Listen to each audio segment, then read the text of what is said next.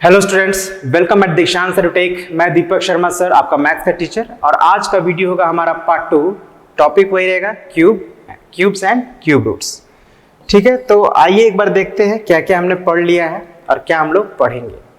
तो बेसिकली इन 3 टॉपिक्स पे हमने चर्चा किया था पिछले पार्ट में, ठीक है ना। क्यूब्स के बारे में, उनके प्रॉपर्टीज के बारे में और कुछ पैटर्न्स के बारे में।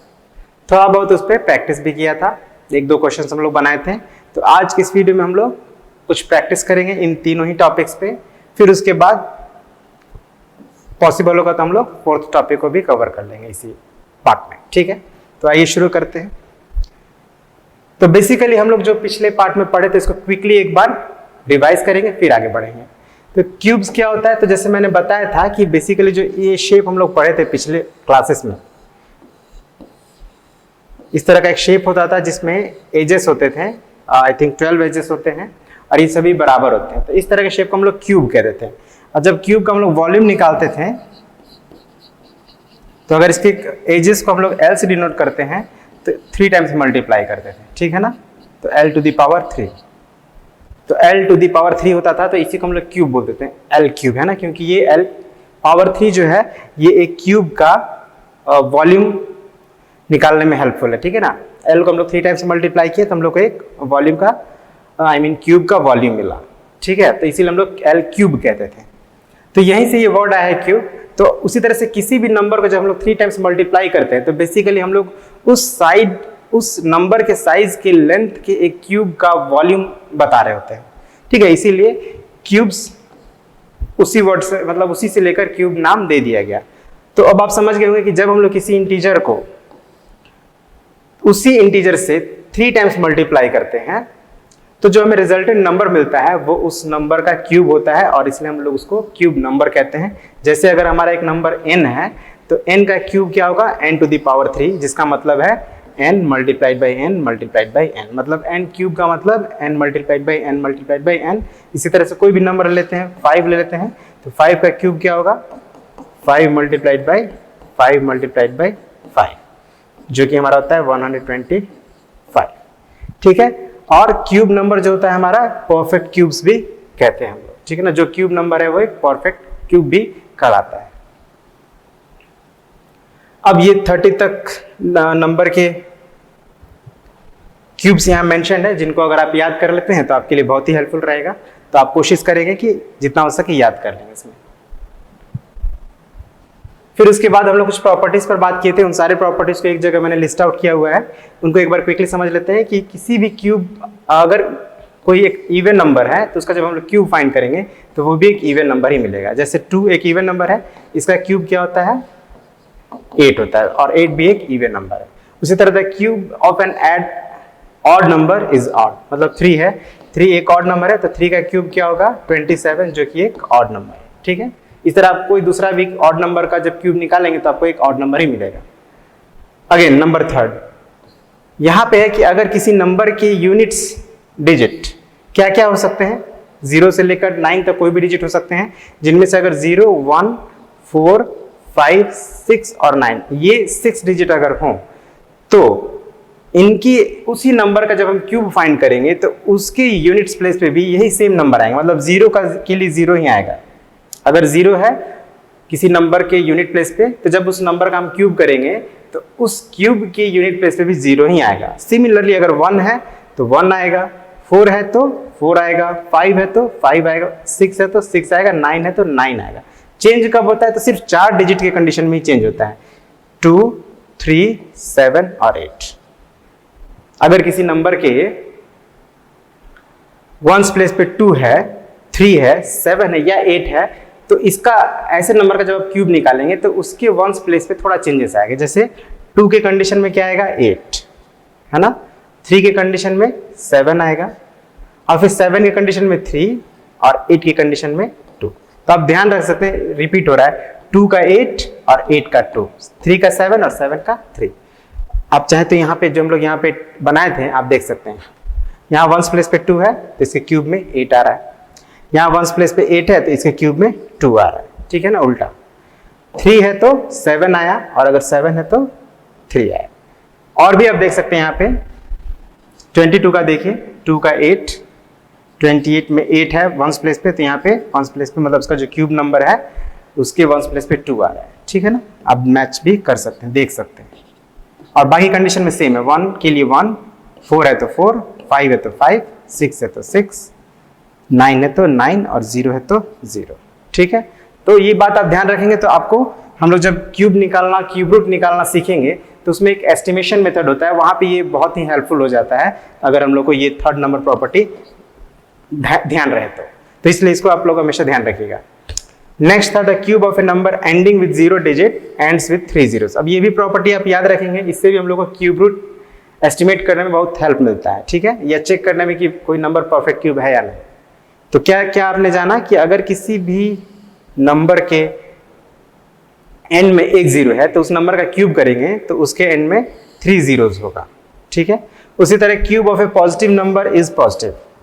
किसी पॉजिटिव नंबर को जब हम उसका क्यूब फाइंड करेंगे तो वो एक पॉजिटिव नंबर मिलेगा, और निगेटिव नंबर का क्यूब जब फाइंड करेंगे तो वो एक निगेटिव नंबर मिलेगा, ठीक है। तो इसका उल्टा भी आप याद रख सकते हैं कि अगर एक कोई निगेटिव नंबर है परफेक्ट क्यूब है तो उसका क्यूब रूट एक निगेटिव नंबर ही होगा, ठीक है। इस तरह से अगर एक positive cube root cube number है तो उसका क्यूब रूट एक पॉजिटिव नंबर ही होगा। Again 6th number, the product of the cubes of 2 numbers is equal to the cube of their products. तो ये तो हम लोग जो एक्सपोनेंशियल लॉ में पढ़े थे सिमिलर है, तो इसको आप ध्यान रखेंगे। मतलब बेस डिफरेंट है, पावर सेम है, तो हम लोग बेस को मल्टीप्लाई करके उसका क्यूब के इक्वल हो जाएगा वो, ठीक है। तो ये प्रॉपर्टीज थे, ऊपर से कुछ पैटर्न्स थे, जैसे the sum of consecutive odd natural number. Consecutive odd natural number gives cubes of sum natural numbers. किसी कॉन्जिक्यूटिव ऑड नेचुरल नंबर को अगर हम लोग प्लस करते हैं तो उस कंडीशन में हमें जो नंबर मिलेगा वो एक परफेक्ट क्यूब मिलेगा। लेकिन यहाँ भी हर किसी भी आप कॉन्जिक्यूटिव ऑड नंबर्स को प्लस करने पर नहीं मिलेगा, ध्यान रखना है। जैसे ये 5 नंबर्स हैं 21, 23, 25, 27, 29, इन 5 ऑड कॉन्जिक्यूटिव ऑड नंबर्स को हमने प्लस किया तो हमें 125 मिला, जो कि एक 5 का क्यूब है। अब ऐसा नहीं कि हम किसी भी 5 कॉन्जिक्यूटिव ऑड नंबर को हम लोग ऐड करेंगे तो हमको कोई एक परफेक्ट क्यूब ही मिलेगा, है ना। इसका कोई ऐसा फिक्स नहीं है, ठीक है ना। इसमें कुछ एक पैटर्न को फॉलो करते हुए देखना पड़ेगा आपको बस। जैसे फर्स्ट के लिए केवल 1 है, सेकंड के लिए 1 को छोड़कर 3 और 5, 1 को छोड़कर बाकी की जो 2 कॉन्जिक्यूटिव ऑड नंबर है उनका सम जो है वो एक परफेक्ट क्यूब मिल रहा है हमको। फिर इन दोनों नंबर को आप छोड़ दीजिए तो उसके बाद के जो 3 कॉन्जिक्यूटिव नंबर हैं, कॉन्जिक्यूटिव ऑड नंबर हैं, उनका सम हमको एक परफेक्ट क्यूब मिल रहा है, ठीक है। फिर इन तीनों को छोड़ दीजिए तो उसके बाद के जो 4 कॉन्जिक्यूटिव ऑड नंबर्स हैं उनका सम जो हमको एक परफेक्ट क्यूब मिल रहा है। तो ये यहाँ पे कुछ ध्यान रखना है आपको, ओके। और next second number, the sum of the cubes of first n natural numbers is the same as the square of the sum of first n natural numbers. मतलब हमें क्या करना है कि शुरू के जैसे 4 या 5 नेचुरल नंबर्स को क्यूब करके जब हम सम फाइंड करेंगे तो वो किसके बराबर होगा, तो उन्हीं नंबर्स के सम के स्क्वायर के बराबर। जैसे अगर हम यहाँ पे इसको ऐसे समझिए, हम लोग 6 नंबर लेते हैं, 1 2 3 4 5 6। अब हमें क्या करना है, इनका क्यूब करना है पहले, उसके बाद इनका सम करना है, ठीक है। पहले क्यूब करेंगे उसके बाद प्लस करेंगे, तो ये किसके बराबर हो जाएगा, तो ये जो हमने 6 नंबर्स लिए थे 1 to 6, इनका सम के स्क्वायर के बराबर। मतलब इनको पहले सम फाइंड करेंगे और फिर इसका जो सम आएगा उसका होल स्क्वायर कर देंगे तो वो इन क्यूब्स के सम के बराबर हो जाएगा, ठीक है। इसका जनरल फॉर्मूला यहाँ पे है, ध्यान दीजिएगा।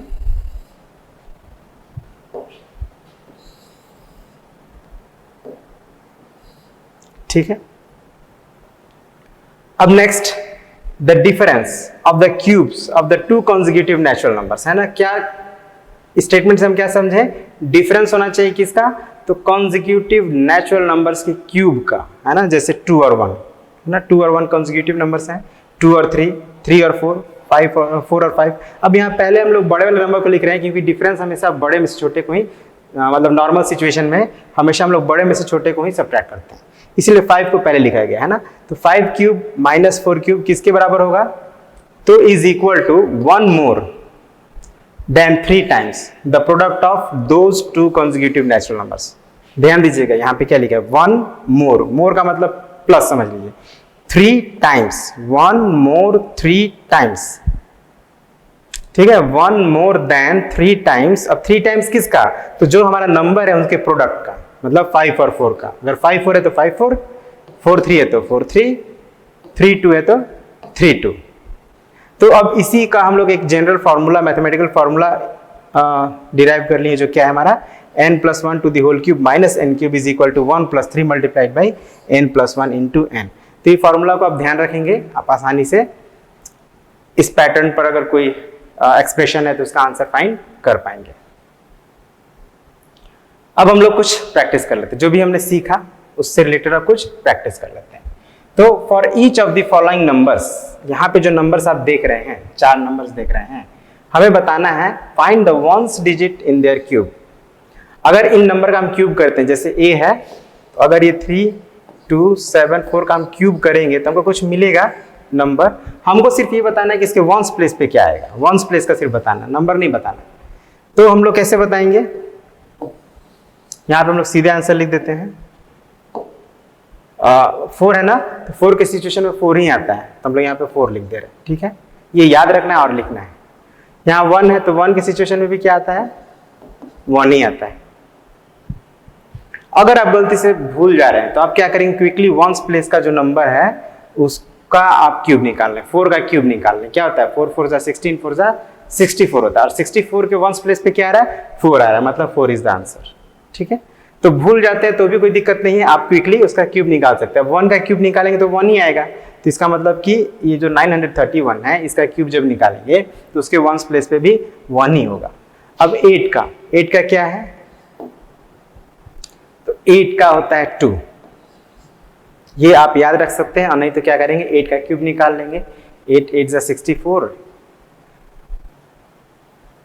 एंड फिर 512 समथिंग होता है, तो वंस प्लेस पे 2 ही आ रहा है।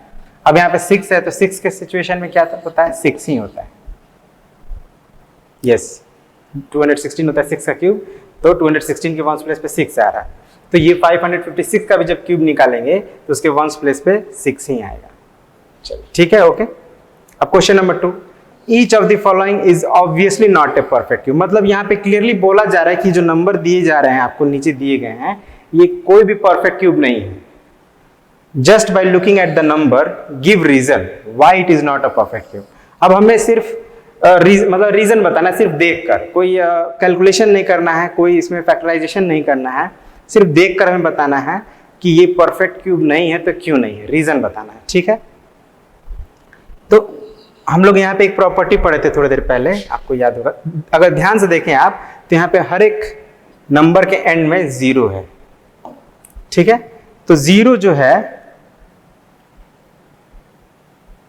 यहाँ पे एक प्रॉपर्टी हम लोग पढ़े थे कि the cube of A number ending with 0 digit ends with 3 zeros, है ना।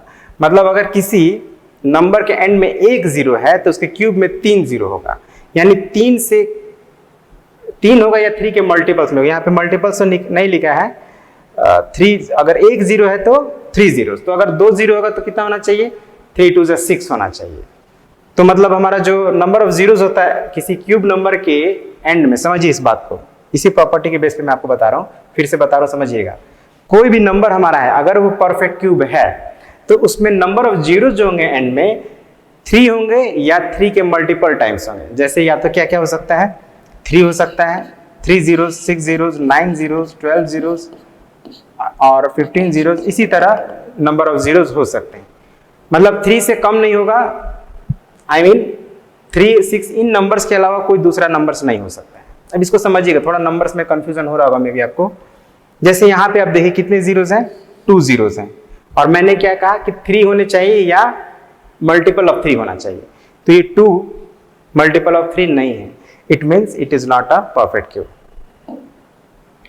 तो इस चीज को हम लोग लिख देंगे 72900 is not a perfect cube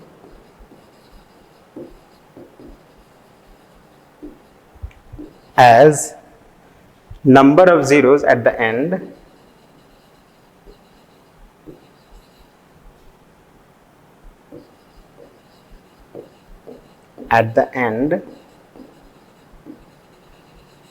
is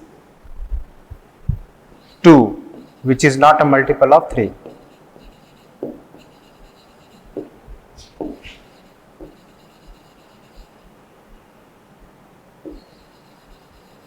Which is not a multiple of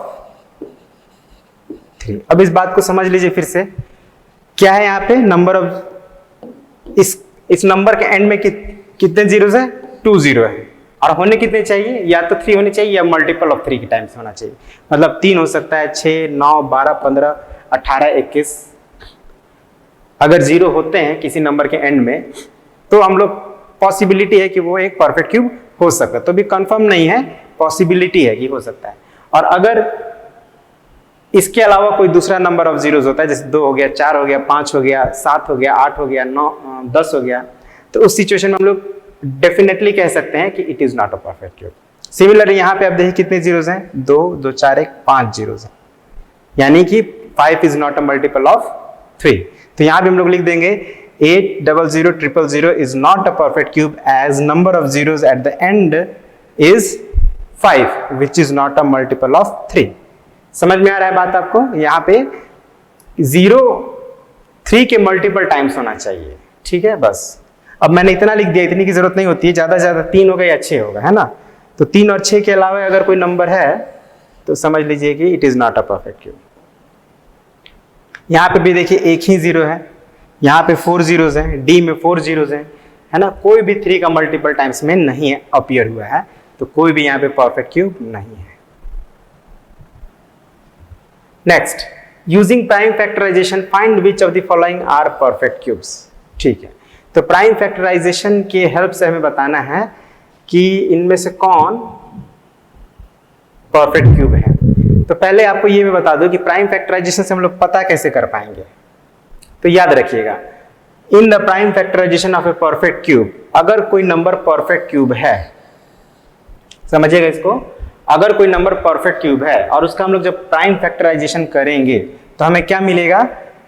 each factor appears 3 times और ए मल्टीपल ऑफ 3 टाइम्स। जैसे अभी हमने बात किया जीरो के कंडीशन में कि अगर किसी नंबर के एंड में 0 3 टाइम्स अपीयर होता है या मल्टीपल ऑफ 3 टाइम्स, तो हम कह सकते हैं कि वो नंबर एक परफेक्ट क्यूब हो सकता है।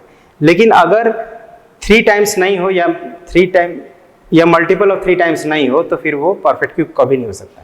तो वही हमें यहाँ पे सिर्फ जीरो की बात नहीं करनी है, कोई भी फैक्टर जब हम उसका फैक्टराइजेशन कर रहे हैं तो हर एक फैक्टर कम से कम 3 टाइम्स अपीयर होना चाहिए, और नहीं तो 3 के मल्टीपल टाइम्स, जैसे 3 टाइम्स हो गया, 6 टाइम्स हो गया, 9 टाइम्स हो गया, देन ओनली वो परफेक्ट क्यूब हो सकता है।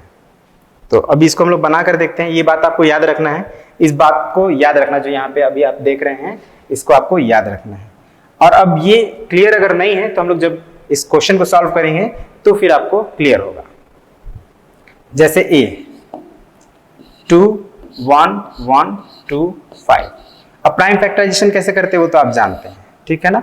अब आप देख सकते हैं एंड में यहाँ पे 5 है, 5 जो है 2 से डिविजिबल नहीं है, तो ये नंबर 2 से डिविजिबल नहीं होगा। तो हम क्या करेंगे, अब 3 से चेक करेंगे। हमेशा हम लोग को चेक करना होता है प्राइम नंबर से। प्राइम नंबर्स क्या है?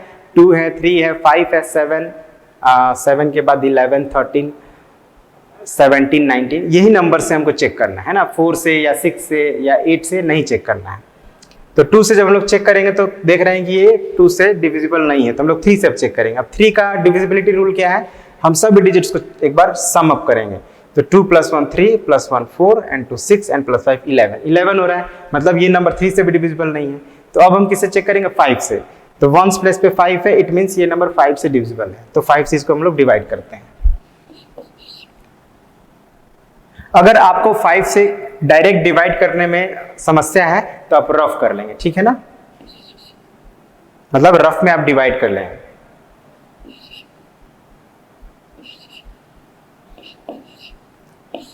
ठीक है, अभी भी 1's प्लेस पे 5 आ रहा है, मतलब अभी भी 5 से कटेगा ये। ओके, अभी भी 5 आ रहा है, अभी भी 5 से ये डिवाइड होगा। अब ये 169 अभी 5 से डिवाइड नहीं होगा, लेकिन इसके पहले वाले लेसन में जब हम लोग स्क्वायर्स के बारे में पढ़े थे तो आपको याद होगा 13 का स्क्वायर 169 होता है। इसका मतलब ये 13 से 13 टाइम्स में डिवाइड होगा। ठीक है, अगर कोई डाउट है क्या करेंगे हम लोग, जिस नंबर से हमको डिवाइड करने में प्रॉब्लम हो रहा है, जैसे 5 से हो रहा है तो यहाँ रफ में 5 से डिवाइड कर लें, ठीक है।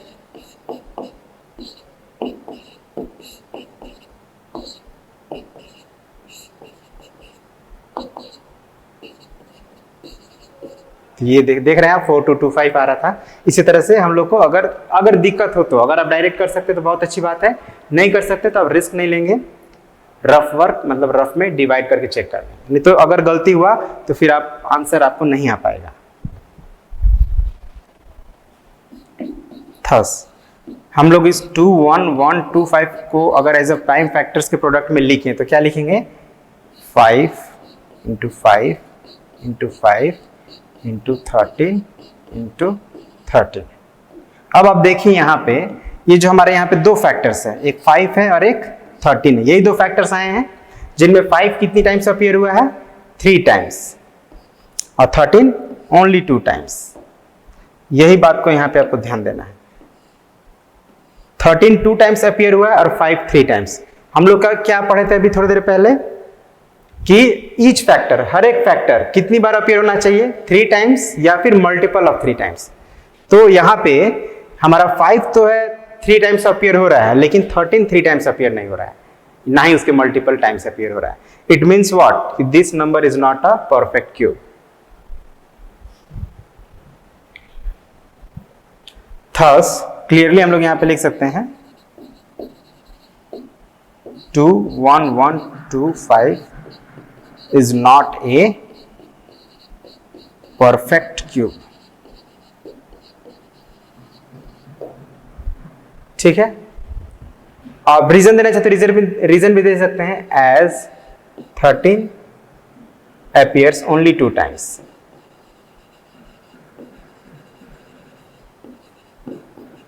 ये रीजन आप लिख सकते हैं ना, 13 सिर्फ 2 ही बार अपीयर हो रहा है, इसलिए ये जो हमारा नंबर है 21125 ये एक परफेक्ट क्यूब नहीं है। इसी तरह से आप क्या करेंगे, बी सी डी इनको आप प्राइम फैक्टराइजेशन करेंगे और चेक करेंगे कि क्या इसके जो प्राइम फैक्टर्स हैं वो सभी 3 टाइम्स अपीयर हो रहा है या 3 के मल्टीपल टाइम्स। अगर हो रहा है तो हम कहेंगे कि yes it is a perfect cube.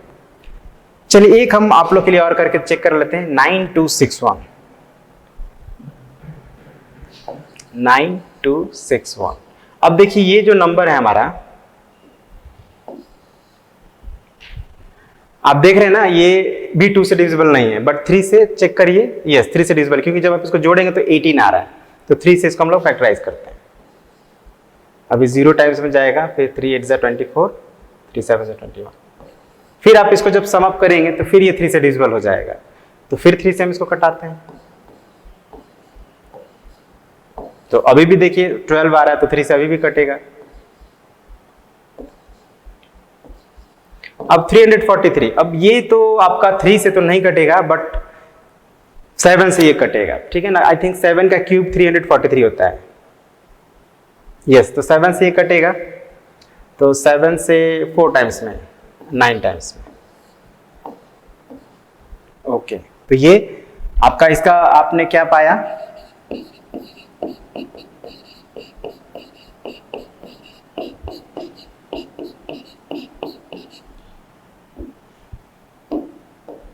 तो आप देख रहे हैं कि 3 भी 3 टाइम्स अपीयर हो रहा है, मतलब दो फैक्टर्स इसके भी 3 और 7, और ये दोनों ही 3 टाइम्स अपीयर हो रहे हैं। तो हम लिख सकते हैं clearly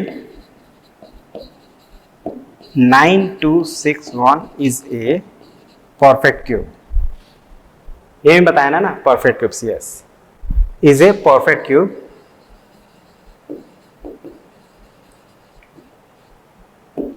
as its both factors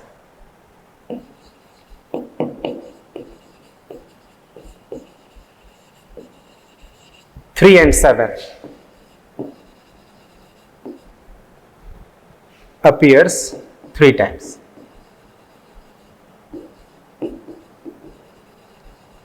ठीक है, तो इसी तरह से जो बाकी के दोनों हैं उनको आप खुद चेक करेंगे कि वो दोनों परफेक्ट क्यूब है या नहीं।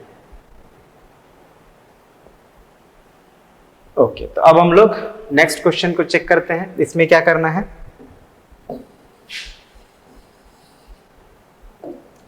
Find the smallest number by which each of the following numbers must be divided to obtain a perfect cube. अभी जैसे हमने पिछली बार चेक किया कि कोई नंबर परफेक्ट क्यूब है या नहीं, अगर हमें पता चलता है कि वो परफेक्ट क्यूब नहीं है तो हम क्या कर सकते हैं, मतलब क्या उस किसी नंबर से मल्टीप्लाई या डिवाइड करने पर वो परफेक्ट क्यूब बन सकता है, यही हमें इसमें करना है। ठीक है, पहले तो हम लोग चेक करेंगे कि ये गिवन नंबर एक परफेक्ट क्यूब है कि नहीं, उसके बाद हम चेक करेंगे क्या किसी नंबर से मल्टीप्लाई करने पर, है ना, यहाँ पे हमें क्या करना है, डिवाइड करना है, सॉरी, क्या किसी नंबर से डिवाइड करने पर वो एक परफेक्ट क्यूब बन सकता है। तो चलिए पहले इसको करते हैं, प्राइम फैक्टराइजेशन 8192। तो देखिए इवन नंबर है तो 2 से डिविजिबल होगा ये, 2 4 जा 8, 2 9 जा 18। और मैं फिर बोल रहा हूं अगर आपको कोई दिक्कत हो, डायरेक्टली अगर आप नहीं कर पा रहे तो रफ में डिवाइड करके करेंगे, 2 2 जा 4, 2 4 जा 8, 2 8 जा 16। ठीक है, ये अभी भी 2 से डिवाइड हो रहा है।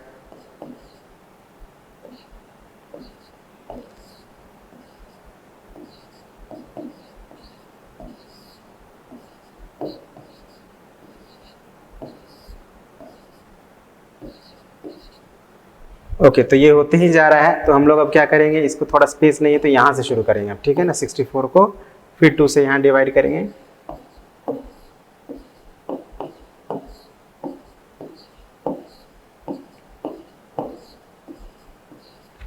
ओके, तो इसमें केवल हमको एक ही फैक्टर मिला है 2, लेकिन मल्टीपल टाइम्स मिला है, तो क्या लिख दें हम यहाँ पे, हियर 8192 इज इक्वल टू, अब देखिए तो कितनी बार आ रहा है 2 अपीयर, 1 2 3 4 5 6 7 8 9 10 11 12 13 टाइम्स।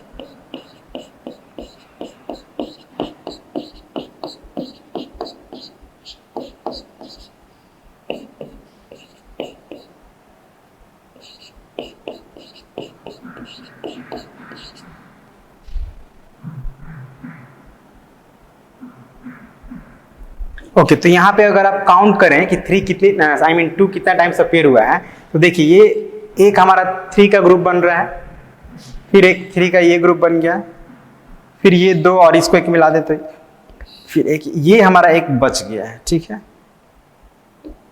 ये हमारा जो है ये किसी भी ट्रिपलेट का हिस्सा नहीं बन रहा है 2, है ना, तो ये एक एक्स्ट्रा फैक्टर है। अगर इस 2 को हम लोग किसी तरह से रिमूव कर दे तो रिमूव करने का क्या प्रोसेस है हमारे पास, डिवाइड करेंगे तभी ये 2, है ना, इसको अगर हम लोग 2 से डिवाइड कर दें तो 2 से 2 कैंसिल हो जाएगा, एक 2 कैंसिल हो जाएगा, और हमें क्या करना है, डिवाइड ही करना है। तो क्लियरली आपको समझ में आ रहा होगा कि ये जो स्मॉलेस्ट नंबर है वो 2 ही है, 2 से अगर हम इसको डिवाइड कर दें तो ये हमारा जो नंबर हो जाएगा वो एक परफेक्ट क्यूब हो जाएगा। तो अब इसी बात को हम लोग लिख लेते हैं, clearly the smallest required number, the required smallest number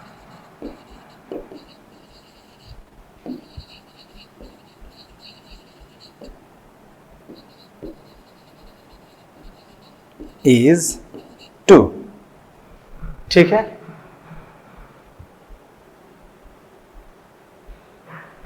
ये हो गया। अब अगर आपसे बोला जाए कि फिर वो रिजल्टेंट नंबर क्या है, कौन सा नंबर मिलेगा, तो हम लोग इसको डिवाइड कर देंगे 2 से, मतलब हमारा आंसर हो जाएगा 4096 and resultant number is equal to, अभी डिपेंड यहाँ तो नहीं लिखा है फाइंड करने के लिए, बट अगर फाइंड करने को बोला जाए तो हम क्या करेंगे, यही नंबर जो हमारा 8192 इसमें 2 से डिवाइड कर देंगे, तो क्या आएगा 4096। ठीक है, तो इसकी जरूरत नहीं है, ये तो आपको क्वेश्चन में नहीं बोला गया है, मैं ये अपने तरफ से आपको बता रहा हूं, ये आपको क्वेश्चन में नहीं कहा गया है, बट इन केस अगर हो तो आप इस तरह से वो नंबर भी फाइंड कर सकते हैं। 4096 है ये। ठीक है, तो आई होप आपको समझ में आया होगा कि कैसे हमने क्यों 2 से डिवाइड किया, क्योंकि 2 एक्स्ट्रा बन रहा है ना, यही एक 2 है एक्स्ट्रा, इसको हमें हटा देना है तो हमारा वो नंबर परफेक्ट क्यूब बन जाएगा। अब next, by which smallest number must be multiplied so that the product is a perfect cube. Okay,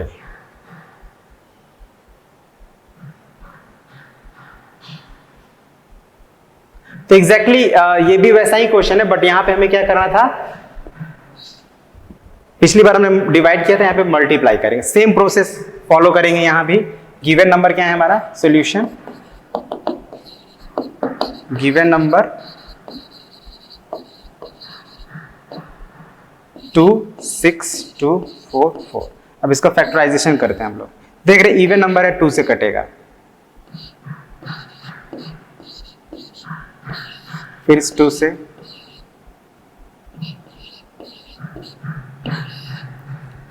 अब तो 2 से नहीं कटेगा, अब 3 से कटेगा।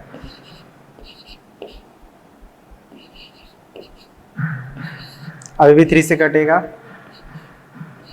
कैसे कटेगा तो आप प्लस करके देख सकते हैं ना, 6 + 5 11 + 6 17 and 1 18 आ रहा है जो कि 3 से डिविजिबल है। तो इसी तरह हम चेक कर रहे हैं बार बार। अभी भी ये 3 से कटेगा, 3 2 3 4 3 3। अभी भी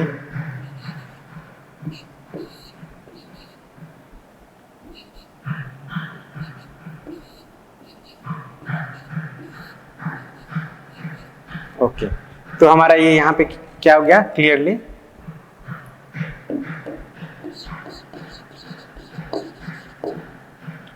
टू 6 2 4 4 इक्वल्स टू, अब देखिए 2 टाइम्स अपीयर हुआ है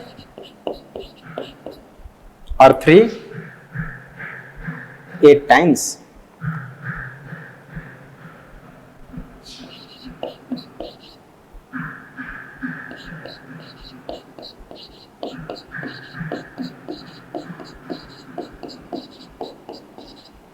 अपीयर, मतलब देखा जाए तो ना ही 2 ही ट्रिपलेट्स में है ना ही 3। यहाँ पे एक 2 कमी है और यहाँ पे एक 3 की कमी है, ठीक है। 2 और 3 दोनों की कमी है, तो 2 को भी हमको ट्रिपलेट बनाना पड़ेगा, क्योंकि यहाँ पे हम लोग रिमूव तो कर सकते हैं नहीं, मल्टीप्लाई करना है। तो अगर यहाँ पे हम 2 से मल्टीप्लाई कर दें तो 2 का एक ट्रिपलेट बन जाएगा, फिर यहाँ पे 3 से एक मल्टीप्लाई करें तो 3 का ट्रिपलेट बन जाएगा, मतलब 3 का ग्रुप बन जाएगा। तो जब सब 3 के मल्टीपल्स में आ जाएंगे तो फिर ये हमारा क्या बन जाएगा, एक परफेक्ट क्यूब बन जाएगा। तो मतलब क्लियरली रिक्वायर्ड नंबर क्या हो गया हमारा,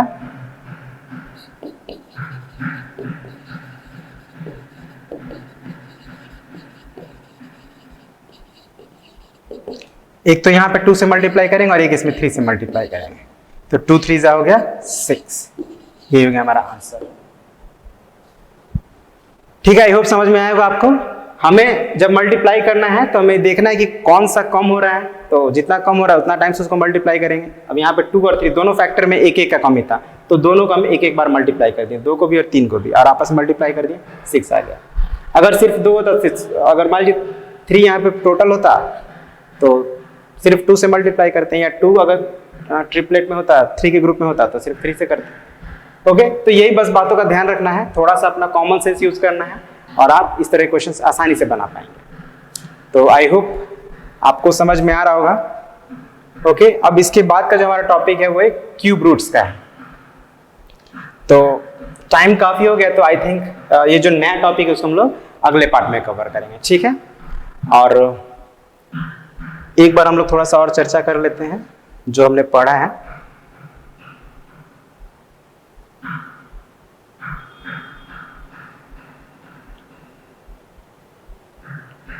ओके, तो बेसिकली हमने जो आज जिन चीजों पर प्रैक्टिस किया वो था हमारा प्राइम फैक्टराइजेशन। इसी को आपको अच्छे समझना है इसमें कि जब हम प्राइम फैक्टराइजेशन करेंगे तो हमें ये चेक करना है कि जो हमारे फैक्टर्स आ रहे हैं वो 3 के ग्रुप में है कि नहीं। अगर नहीं है तो इसका मतलब कि the number is not a perfect cube, और अगर 3 के ग्रुप में है तो it means it is a perfect cube. जैसे ये यहाँ पे देखिए 3 और 7 दोनों ही 3 के ग्रुप में है, तो ये जो हमारा नंबर है जिसका ये फैक्टर्स हैं वो एक परफेक्ट क्यूब होगा, और अगर ऐसा नहीं है तो परफेक्ट क्यूब नहीं है।